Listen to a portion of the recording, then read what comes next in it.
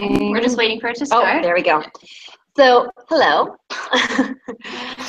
So our topic for today's webinar is the importance of financial literacy in the classroom. And Wait. oh, I think you're still off air.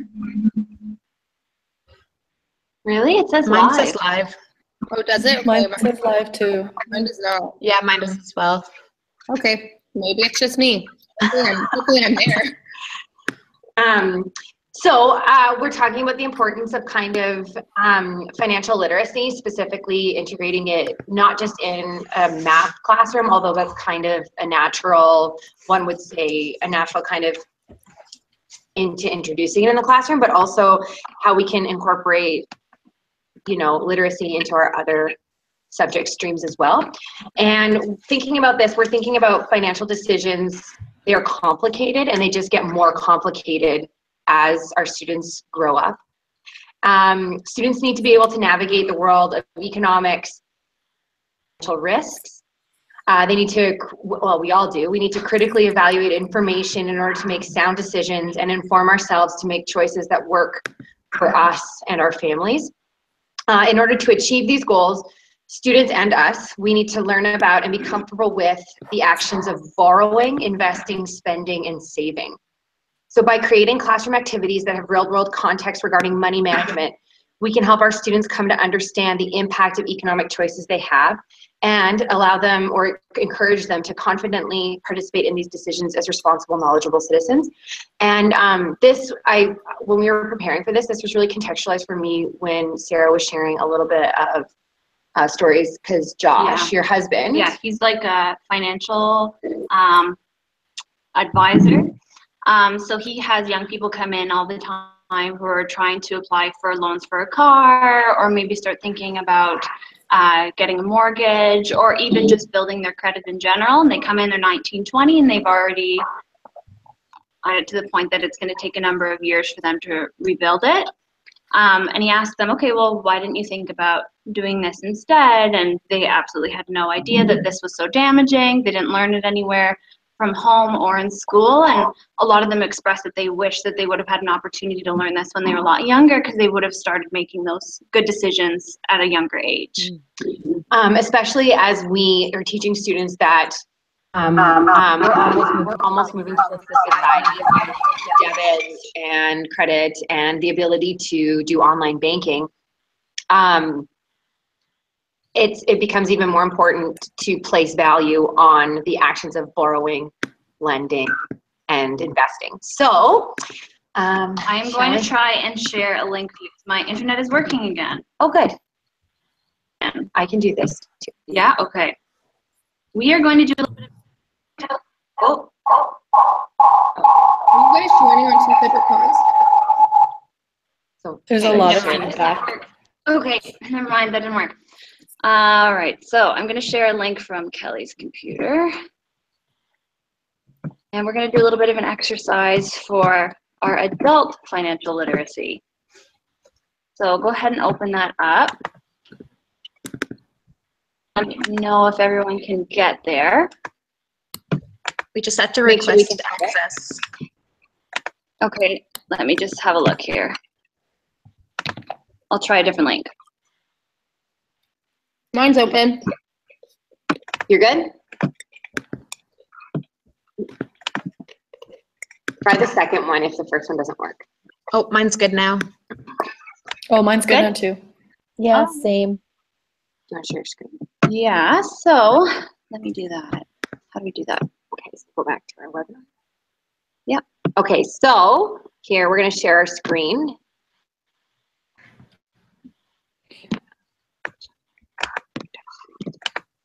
Okay, so now you guys can see what we are seeing. We'll go like this. So can you see this? Yep. So today you are going to dive into the real estate market and find a potential residence on a starting teacher's salary. So we got a grid from the Toronto District School Board of approximately what our step 0 salary would be based on our category.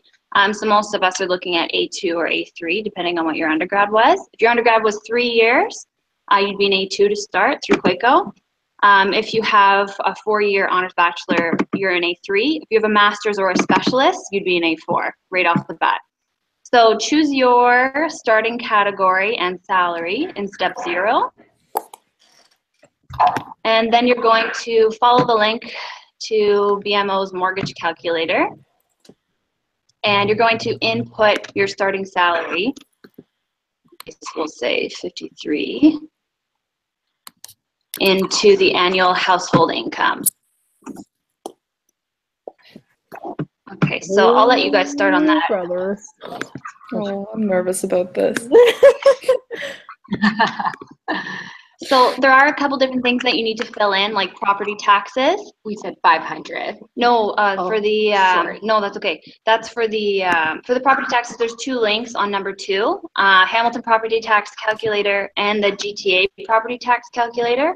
So you can figure out approximately what area you want to live in, what your property taxes will be annually. Monthly living costs. If you're looking at a condo, you'll fill that out. Other monthly costs, about 500. You're probably looking at. Oh dear. So scary. No? Okay.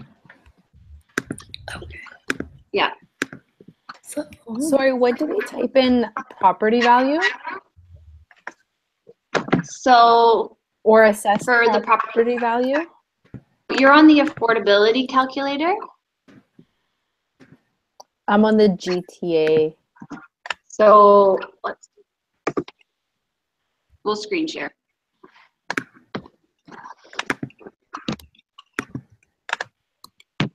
There. Go to the GTA.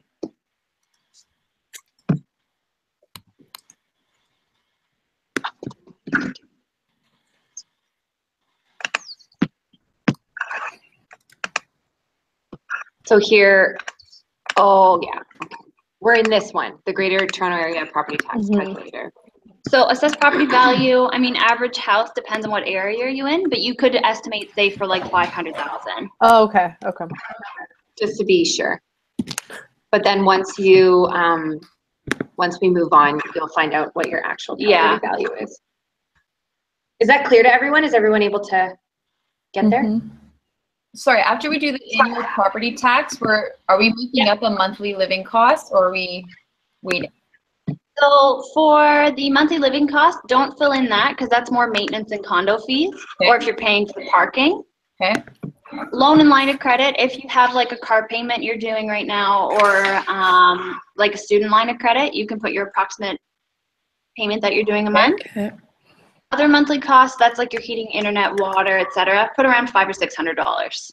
And then your down payment, for the purpose of this exercise, let's pretend that you got given $20,000. $20,000, yeah. We just gave it to you. You're welcome. Yeah, that's your inheritance. Thanks, guys.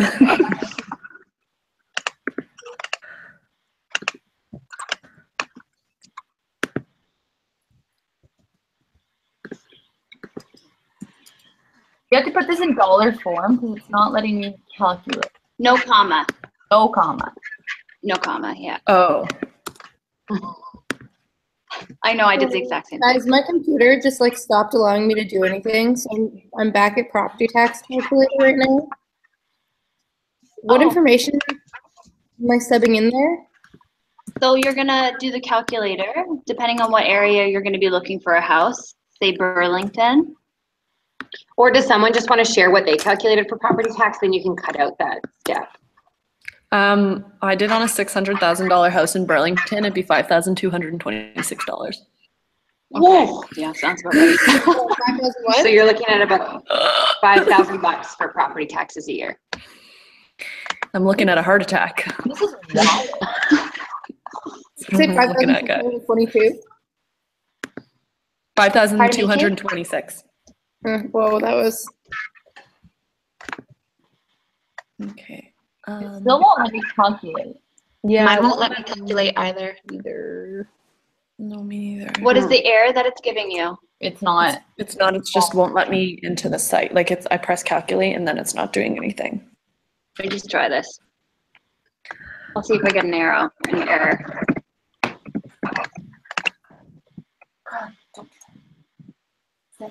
But you put the down payment in? Mm-hmm. Yeah. Okay, let me see if it'll work. Well, that's fun.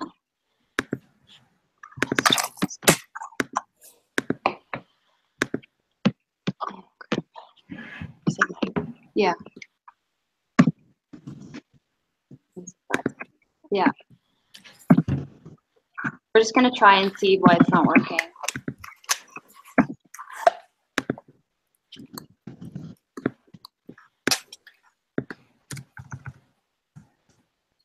Oh, what?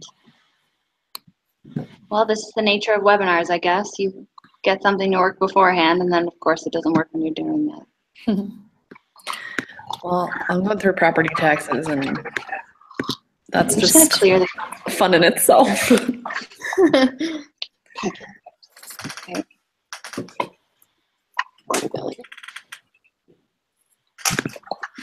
Sorry, you guys. Sorry, yeah. No, that's okay. No No worries. worries. Well, we'll do the teacher stuff. Okay, so we're gonna try it on our end here and see if we can Yeah, get it to work. get it to work.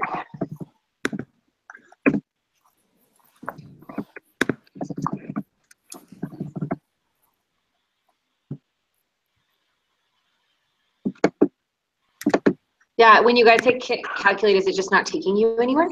Yeah. Yeah. Yeah. It's not doing anything? Okay, Yeah. let me see if I can find a different one on a different bank. I know they all have them.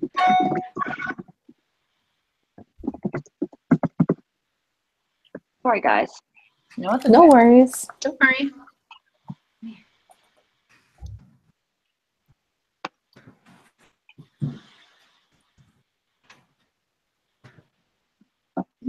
Well, why don't we just if it works, we can share our screen. Yeah.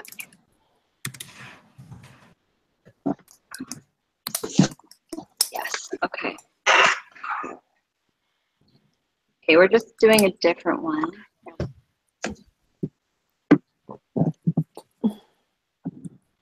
Okay, we should share a screen. Yeah. Okay, we're gonna share a screen with you guys. We found another one from the CIBC, so sorry for that. Oh, good. So, okay. So here, can everyone see this? Yeah. Okay, great. So we found the CIBC. So we're just we said our household income at a teacher's salary is $54,000 with our magical $20,000 down payment. Do a 5-year fixed. Heating, probably, I don't know, 300. 300, yeah. Property taxes, oh, We said property taxes are five grand, right? yeah, we'll That's do what you that. found, Lizzie? Yeah, I found that for We were Burlington. looking in Burlington then. Condo fees, none. Monthly debt. $5,000 a month?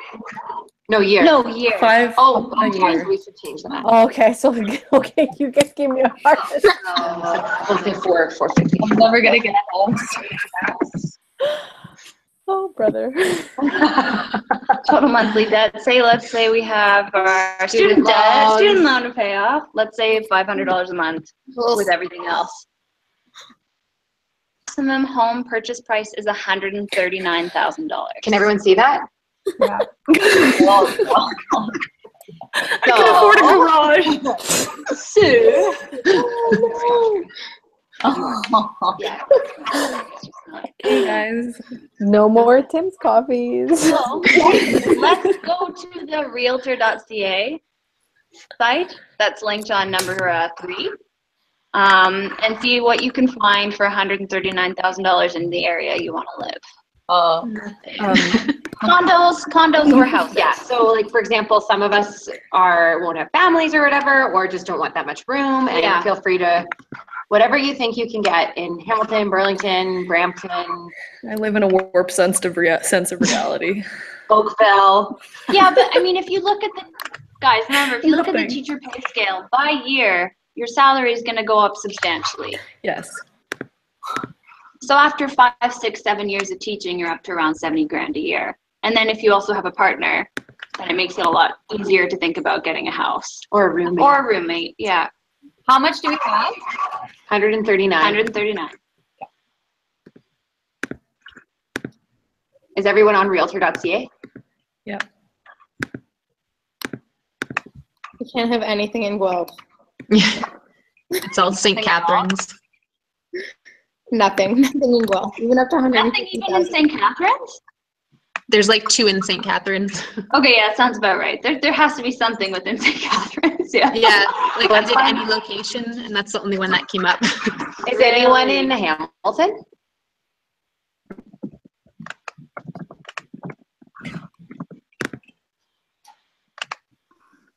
Yeah. I don't know if I've done it correctly. Where do you put the value in? Upper Oh, you price can limit. select a drop down. No results. Price limit? Mm-hmm. Here, you go ahead. Oh no. Oh my. It'll say 200. Or no, it's 100. Yeah. We'll go. Yes. Did anyone find anything good? Let's I just found one for 174,000 on Main Street West, a little condo. So it's kind of cool. All right. Oh. Not I bad. found You one wanna for share yours? 194. yeah, 195 Too much. girls. Too Next much. apartment. $60,000 over your budget. Lauren, can you share your screen to show Yeah, us? please. I'm just curious what that could get in Hamilton. Okay. Can you see? Yep. Oh, okay. Oh, it's actually That's not cute. Main Street West, people, great location. How many square feet? Let's see here. Building her. How many bedrooms? Two Two bedrooms. That's good. Not bad. Perfect. Yeah, it looks pretty good. Dimensions are here of each room. Sweet. Hamilton's the place to be. Apparently. So the point of this exercise was not to depress everybody. Sorry. It's just more to kind of get the wheels turning a little bit, like maybe start thinking about what are your options going forward. Talk maybe with a financial advisor about getting something set up, maybe an RSP or a tax-free savings account to start putting away. You can put away up to $5,000 tax-free in your TSFA. Start thinking about getting a house, right?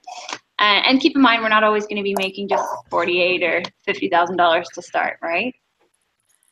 But how many of you really have explored the mortgage process before? No. Negative. Actually, I was gonna say you too. about it with Kevin's family, like Did that last come week. up? Did that come up in school ever, like talking about banking or? Yeah, I did a whole unit in my one of my classes. Yeah, Oh, wow. That's awesome. That's awesome. And I guess, 11 math. would you, for our classrooms, like in our JI classrooms, would this, do you think, be a beneficial exercise to have students do? Like, what do you want to be when you grow up? Look at your starting salary, what kind of home or can you think of another way to make this meaningful for our classroom if we're talking to a grade 6 classroom where we can incorporate some type of financial literacy in this kind of capacity? Can you guys think of anything? I think it also helps the students put perspective into what the parents do for them. Like, Yeah. there's so much like kids sometimes take things for granted and like, oh, but I really wanted this toy this year. But yeah, if you really get them to explore what their guardians, parents, whoever they put the roof over their head, how much work they have to do for it, it's incredible how much more you'll appreciate a little thing. You could also do that like Yeah. in the reverse, kind of. So let's say they're in grade 7 and 8, like they're getting to a point where they could potentially be getting part-time jobs. So if they were to pick something that they really wanted, an iPhone, and find the cost, and then do it the backwards way and find out how much they would need to be working according to minimum wage, and then in order to afford whatever it is that they wanted, or Christmas gifts. Like if you're buying your whole family Christmas presents, like how much do you want to spend on each person? How long would you have to work to do this? And then it's like more applicable to them and their life and like interested in. Absolutely. Totally. I think I love that those. the interesting thing about this activity as well is like, I feel like with a lot of kids, like you can talk to them about stuff like this, but they're not really going to understand the concepts of it. Right. And they're not going to get, but for like, if you bring it back, like Kate and Trish said, if you bring it back to something that's relevant for them and you give them that shock factor, it might start to sort of like sit in their brain that like, okay, this is how much things cost and this is how much I would need to save for it. So it doesn't necessarily need to be like, can you afford a mortgage? Well, no, I can't afford to live anywhere right now. You know, it's sort of looking more at something, you know, like, okay, this is an iPhone, and based on this, and this, can you actually afford an iPhone? Like, how many lawns would you have to cut to be able to afford an iPhone, right? And like, even particularly right now, where like the iPhone 8 like just came out, and it's like $1,000. So if you were to be like, okay, round it to $1,000, like that's, I know it's terrible, but that's like a really easy number to work with. Like if we were to give them 1,000, $989 or something like that, you'd be like, okay, round this to 1,000, like, and then go from there, and it's like simple for them to work with. Or if they wanted to be like, and that like that could be expanded to go to Gigi and find a different one for like a different cost that was maybe a little more difficult, whatever it was. Yeah. Like when I was in middle school, I wanted to buy a new instrument and flutes and all these kind of things. My flute was almost $6,000. And I knew I needed to buy it before I started university, but I also needed to save up for my first year of university.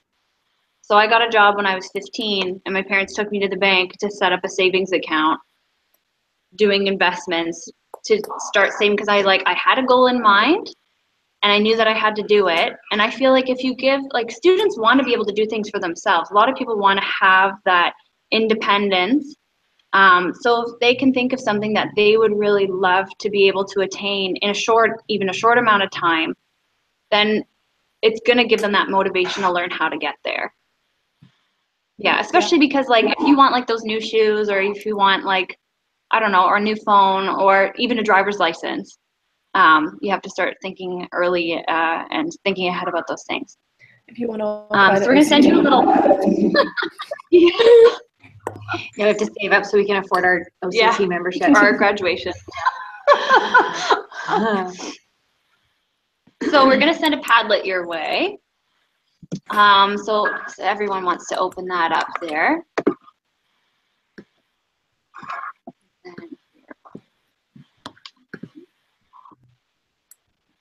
So I'll type this in the chat as well, so you guys have this written. But we have a question for you. Yeah. So first off, what do you think financial literacy means?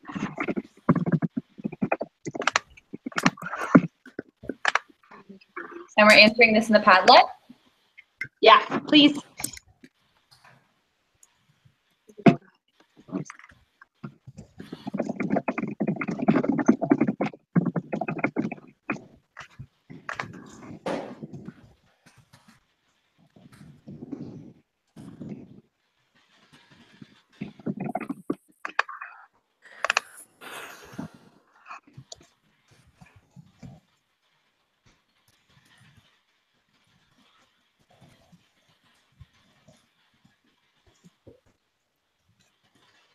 Yeah.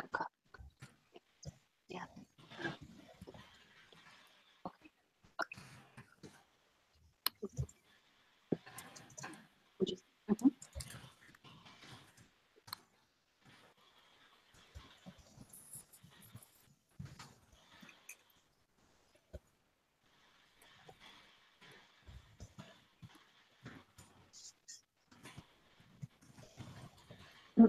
So we have someone who understands the value of having money and the responsibilities about spending it. Mm-hmm. I like that. Yeah. Yeah.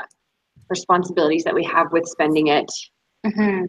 Making those smart choices, making choices that affect our needs and maybe the needs of people that are dependent upon us. Mm-hmm. And practicing self-denial. Mm-hmm. Like maybe you don't need to buy everything. But I want to. Yeah. Wants and needs. Mm-hmm. Someone said, develop the knowledge and skills to be responsible and informed money managers. Mm. What does it mean to manage money? When to spend it, how much to spend it.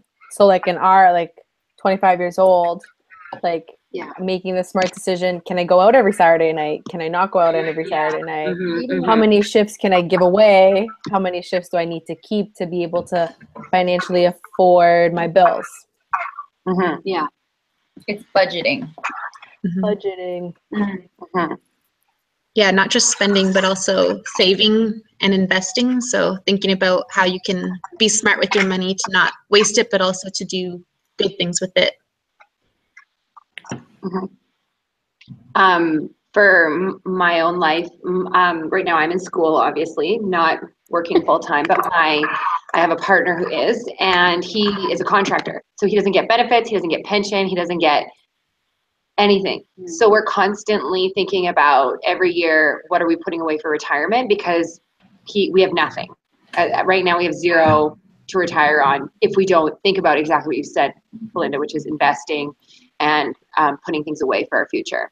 I saw this one parent that was talking about how they were teaching their children to be financially literate, and they did an exercise with them every time they got any money for like allowance or birthdays.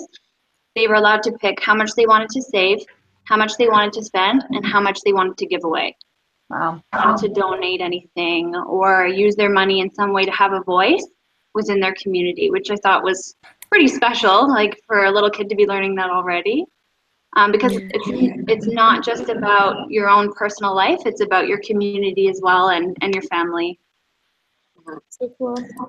I think one of the big things about financial literacy as well is that it's not just about thinking about what you have right now. So like Kelly, you mentioned that you're constantly thinking about retirement, which is like a ways away, but it's like you still have to think about like, yeah, okay, so like a child might see it as like, I have saved up $1,000 so I can buy the new iPhone. But like when you've saved up your $1,000, you now have $0, right? Yeah. And like there's nothing left for you to back onto for that, right? So it's not just about that idea of like looking at your bank account and thinking, I have enough for X, Y, and Z right now, but being aware of what's coming in the future, right? So like for us, it's like, okay, well, we know that we have to pay for our car payments. We know that we have to pay for some people like rent or mortgages, or like we have to pay for our student, like our student fees and things like that. So those are always things that are like in the back of my mind when I'm doing stuff. Cause it's like, okay, I know I need to make sure that this amount to X, Y, and Z. A really interesting one is to look at like cars, because people are like, you think about cars as like a car payment, a monthly car payment. How much am I paying out in order to afford this car? But then you hit a certain point where your car needs repairs, and then your car payment no longer is your car payment. And it's about adding all of those additional costs. Those are that you initially would have put into your budget. Those are like those extra things. So I think it's always like it's learning to allot for the unexpected, like in a budget. So that's a really thing for students that like, kids like wouldn't really get, because it's I want at the time, because they don't have those responsibilities. But like doing one of those fun exercises where you like give them a scenario, but then as the class goes on, like throwing things at them, like, uh-oh, your basement flooded. Like, where is that coming from? And like learning how to incorporate those costs as well. We just have another question for you guys. And for this one, it'd be nice to, if anyone's okay to just answer it out loud, but we'll give you some time to think about it as well. And option to answer on the Padlet if you want. Yeah. But we're all very vocal, so maybe if you just want to chat about it too, like up to you, whatever you feel like you want to do. So what do you think are some of the biggest gaps in financial literacy with our students / our own lives? For me, for me personally, I think I was completely blinded to financial literacy because, like, growing up, my parents did provide like a lot for me, and I wasn't independent at all. So once I was at that point where my parents were like, okay, like you're like kind of like on your own paying for things, I was like, what does that mean? And I was like, I had to like do a lot of research and like have a lot of conversations with people, because like I was completely blindsided because you don't learn about it in school. And when someone is taking care of you, you don't even, it's not even a thought in your mind. Right, totally. Mm-hmm. Yeah, you really start to appreciate your parents as you're an adult. Well, I also think that people become like, okay, so for instance, I am from Oakville, which has a very different kind of population than a lot of places. And I think that there are a lot of people, they often say that Oakville is a bubble. And there are a lot of people who live in Oakville and grew up in Oakville and have this warped sense of reality of what is normal for you to be as your family's income, what is normal for you to be able to participate in outside of school and all of those things. And I think that a lot of people don't realize the costs that go into it, and like what that actually means. And like living in the kind of neighborhoods that some of those people live in, that's not normal. Like that's not what everybody else. And so I think a lot of people get very much sort of it's not stuck in the ways, but become very complacent with financial literacy, and just in the sense like they understand it in their own circumstances and might have difficulty understanding it in other people's circumstances. Because if you think about how much money goes for us here is going to be completely different in the UK, is completely different in India, and so I think that's. I think also learning about like increase in cost, because that's not something I ever remember learning about as a kid. And now I'm hitting this point where we just tried to find a house. And like, I bet you if we were 20 years ago and we inputted the same numbers, we would be able to find something, you know what I mean? And it just wasn't there. And you look at the cost of living, like you say, Oakville, Lizzie, I grew up in Burlington. It's the same thing. They're like the fastest increasing real estate market. And you just would never think about that. How can one house change price like that, or change like what it's worth like that over such a short period of time? And why is that changing? Like that's not something you would understand. Right. That's really important. To go off. Sorry. Go for it. Okay. I was just gonna say, I remember things that will benefit me in my life in school. And I don't remember ever talking about financial literacy. That's the error. That's where the gap is. The gap is I never talked about it. I mean, I got a job at a very young age, 12 years old, refereeing. So I knew money very early. So I understood it. And like my parents educated me, but I never learned it in school because I would have for sure taken it away. So if you're not confident, like as us as teachers, if we're not confident, we won't teach it. So we need to get ourselves confident in it, understand it, so that we can help educate our kids. Totally. Yeah. And I think I know some teachers that I spoke to when I told them that I was doing this webinar, a lot of them said, well, you can't talk financial literacy with students. I was like, well, what do you mean you can't? Equity? And they said, well, how can I, as a teacher, go and talk to my low-income students about So maybe remembering that there's a sensitive way and that there is an appropriate way to discuss finances with our students, because just because we don't talk about it doesn't mean we're shielding them from having to deal with it. Yeah. And I think financial literacy is really valuable in that sense for building empathy, like for teaching students to recognize that there's differences in financial situations, not just in other countries, but even in a city. Like if I think about the city of Brampton, the diversity in that city, helping students to realize that it happens at home for them too, that, students in their class, there can be big differences, and to recognize that and kind of learn to respect that and be empathetic to different situations that other people might be experiencing. Totally. Good one. I think as well, there's one of the biggest things that I am struggling with is because I'm sort of being introduced now at this age into a lot more complexities about financial literacy. And I think that there are so many different little facets of it, and it is such a complex thing, and there's so many things that go into it that you don't necessarily need to be having a student feel out of place because of the different socioeconomic backgrounds that they're coming from and the different financial backgrounds that they're coming from, but still having them understand that there are a lot of things that go into this, and there are a lot of sort of like little nitpicky parts of understanding finances and understanding of more mature financial literacy, right? So you can still sort of start to introduce the kids to that idea without having to necessarily, obviously you have to tread lightly and you have to make sure that you're being careful of the different students and their backgrounds in your class, but I think you can still introduce them to those concepts. Totally. So our next activity, thank you all for your contribution. Yes. And kind of going off what Trish said, like in order for us to be able to teach it, we have to become confident in ourselves and our knowledge in it.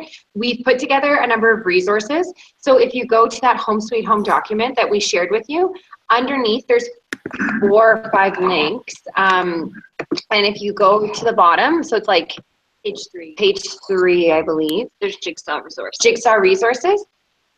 So these are ones that either were ministry approved or Government of Canada approved.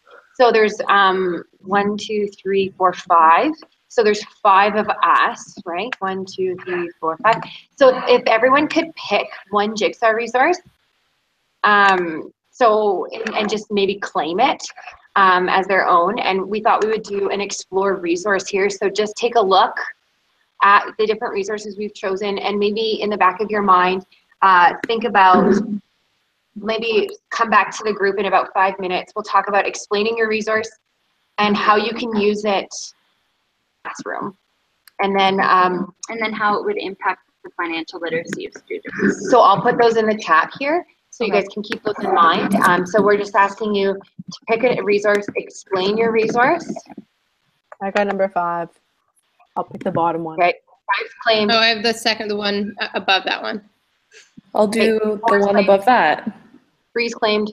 You pick Belinda. I don't care. I'll take the first one. Okay, so how, explain your resource. How can I use this in my classroom?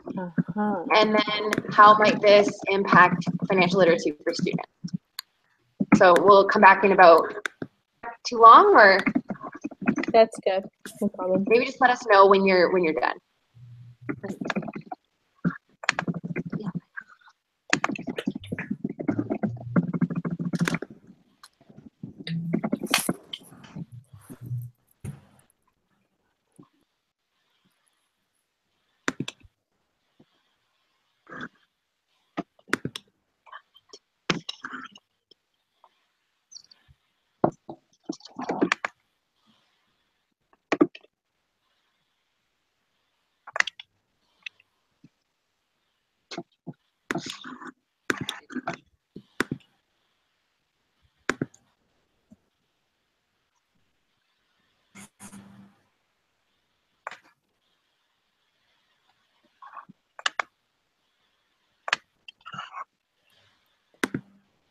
If you're done early, we're just going to screen share a Twitter feed for financial tips in the classroom. Oh, sorry. No, that's okay.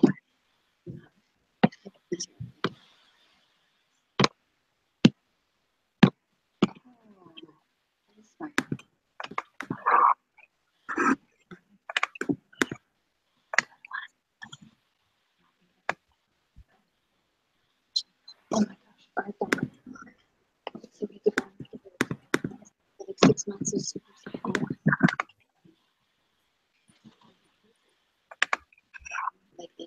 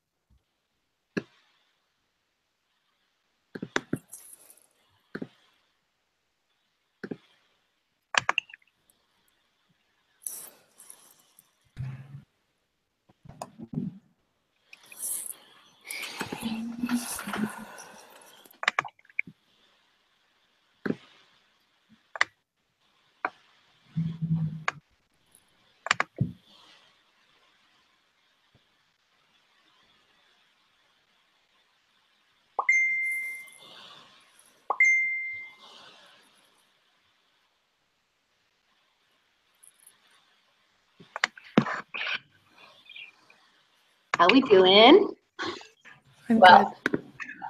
It's been about 3.5 minutes.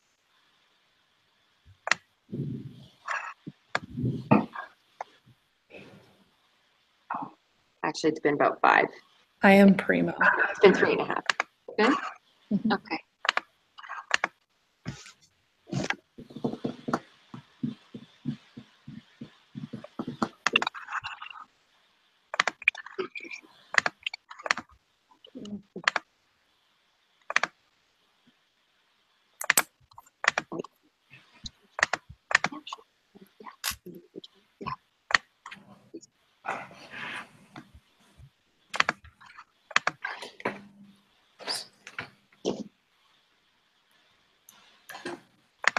So maybe just wrap up the task or the little sentence or whatever that you're looking at.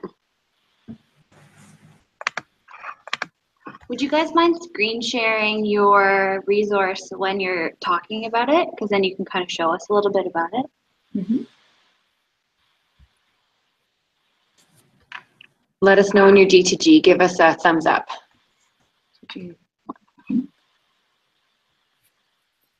So just Lauren and Trish? Yeah, sorry. Good, good. Okay, perfect. So, not to call out, but to call out, Belinda, you're like the first on our screen. Would you mind sharing your resource to start? Sure. Thanks. If you want to screen share. Perfect. All right. Is it working? Yeah. This is a resource. It's kind of geared more towards, I guess, adults than students, but I think a lot of the ideas from it you could incorporate in the classroom. So it has some quizzes that talk about kind of what kind of state of mind are you in when you make financial decisions. So are you making decisions based on emotions, which I think is important to talk about with students, whether they're really thinking about whether it's a wise decision or if they're just kind of making an impulse decision in the moment. And then it also talks about what to do during different life events. So buying a home, getting an education, inheriting money, which that could be something that you talk about with your students. Say they are given a whole bunch of money, what are you going to do with it?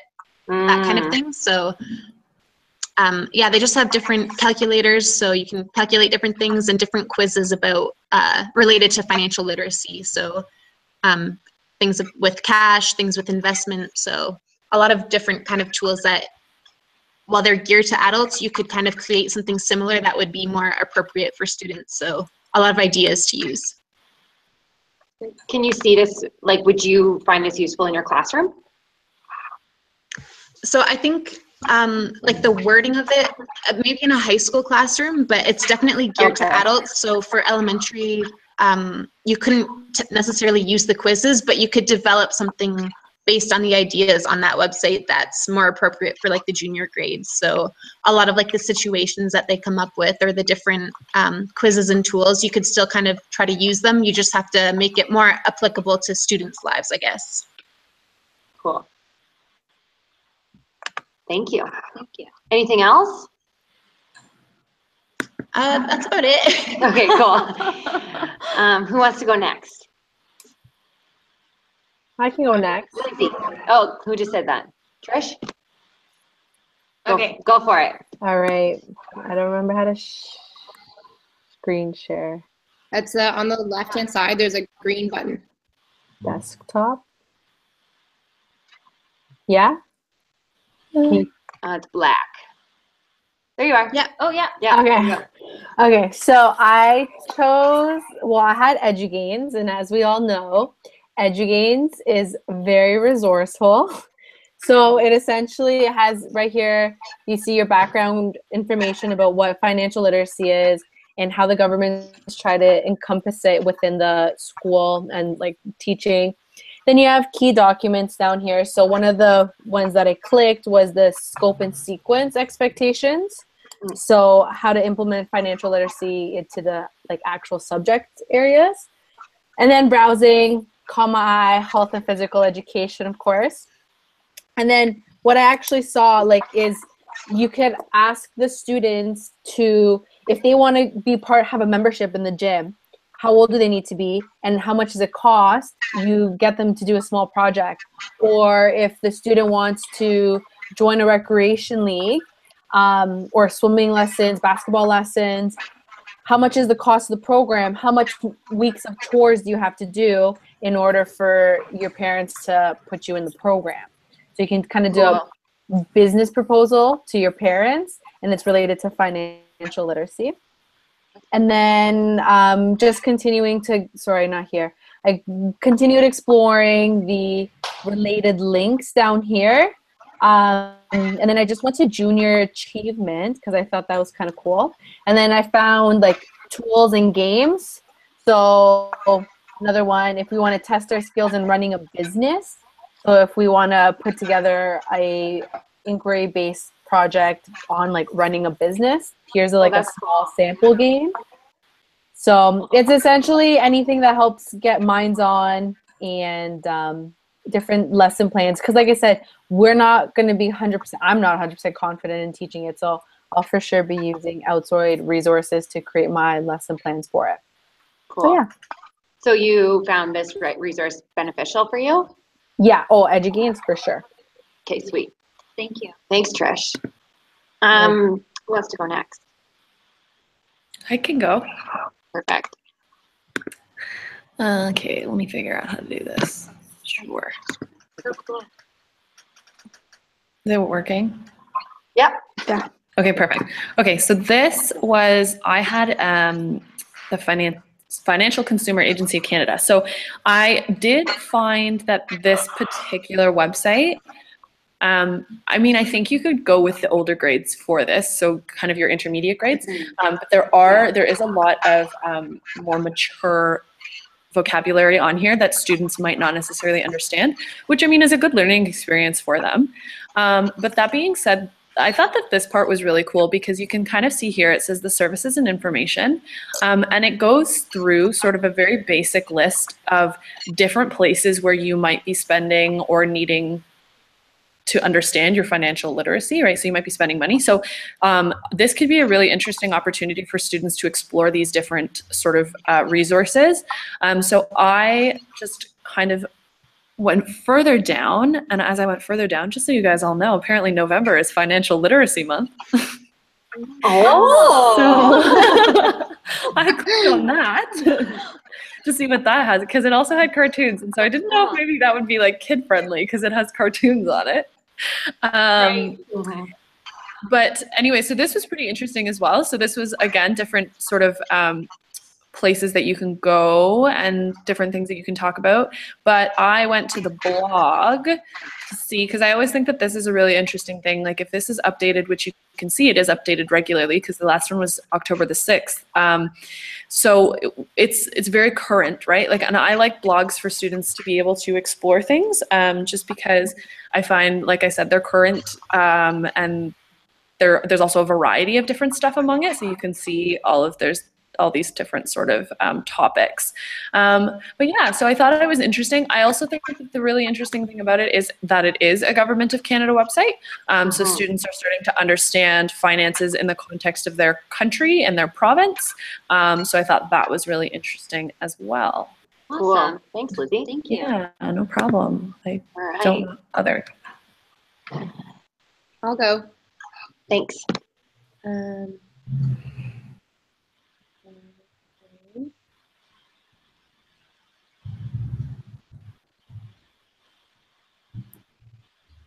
we go. Okay, got it? Yeah. Okay, so I have an instructor's guide to youth money management by Make It Count, and it's super cool. It's literally like a bunch of lessons that you can use in the classroom, and it goes like they're categorized. So it's like back to basics, out and about, lessons for life, fun with friends, extras, and then it goes through and it gives you a description of each section here and how the lesson plans are broken down. And then the lesson plans come with like activity sheets and like, I think it's, I didn't get this far. Well, I didn't see, like it has objectives. So that would be a way to connect it to the curriculum, but it has like so much cool stuff and definitely something that I would use in the classroom. Yeah, guaranteed. I like it. That was one of my favorite ones Yeah, when I was looking through them, Yes. especially thinking of our JI students. Yeah. It makes things a little bit more accessible. Mhm.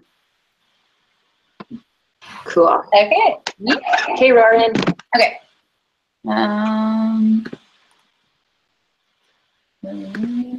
So I had this resource and I really liked it because can you see in the top left corner here, there's a section for teachers, for parents, and for students. So if you click on the for teachers section, it loads. Okay, well, it's not loading, so I'll stay in the for students one. So this one I really like because there's a lot of tracking and planning. The one that I really liked was this one, see how little costs can add up. Oh. Okay. So this is the for teachers because my computer just went over to this one now. So these ones are all lesson plans that you can use within your classroom and they are tailored to different ages and different grades. The for parents is typically articles, and then the for students, there's videos to watch, there's games to play, and then there's also articles to read. But my favorite one for students was, if we're tailoring it to JI, it was the pros and cons of opening a bank account, because I know that's probably the age where you're going to be starting to decide if you want to have a bank account or not, and then they can weigh out the differences between the pros and cons. Cool. So now you guys have a ton of resources Yes, to thank you. Thank for your you. future classrooms. No problem. No. Okay. So a lot of us have very different backgrounds. So I thought it'd be interesting just to quickly think of a curriculum that you think that you're the strongest in and how you can mix that with something to do with financial literacy. So maybe phys ed or language arts, like what's some way that you can make a cross-curricular activity? So Trish kind of gave us an example of one earlier when she was talking about her gym membership.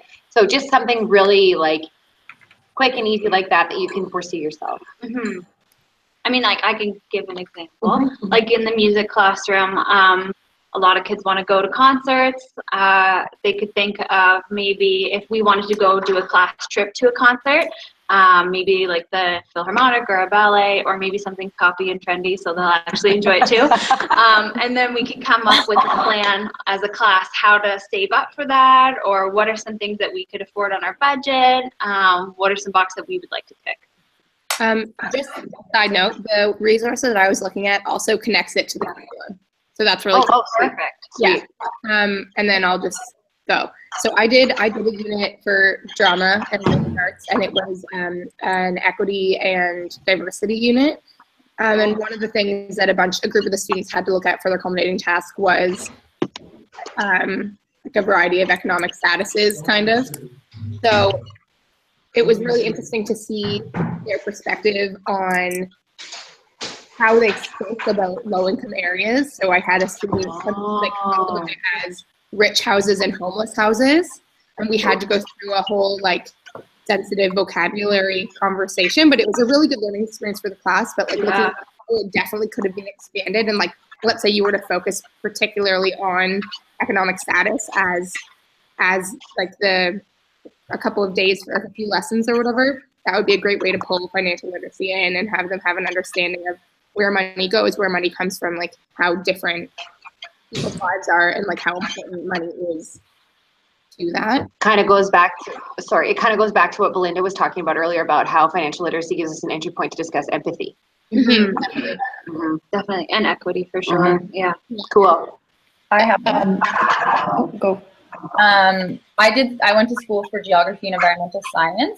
So you could look at, if you're doing it at a geographic standpoint, you could look at places around the world and like looking at their currency, or you could look at their socioeconomic status and how it differs throughout the world. Or if you're looking at it at an environmental science standpoint, you could talk about like if you were to place solar paneling on your house, how much would you save, or something like that. Cool. Actually, it's fairly similar, so I won't say too much on it because I have another idea. But the French curriculum has a lot to do with learning about other different communities across the world and in Canada that have French. So you could totally tie in, like Lauren said, the currency things. But I love history. And so I also really love the social studies curriculum.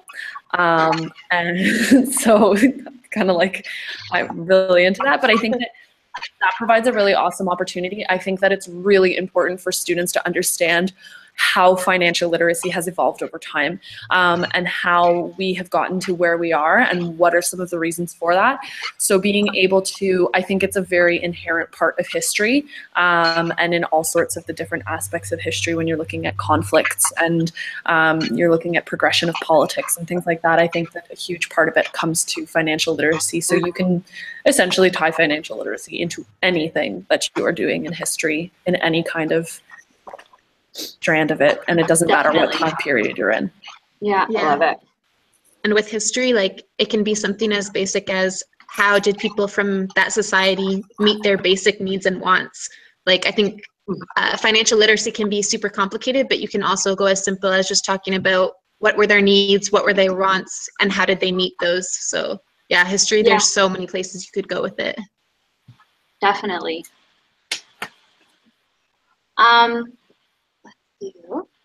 I just need to copy something in here.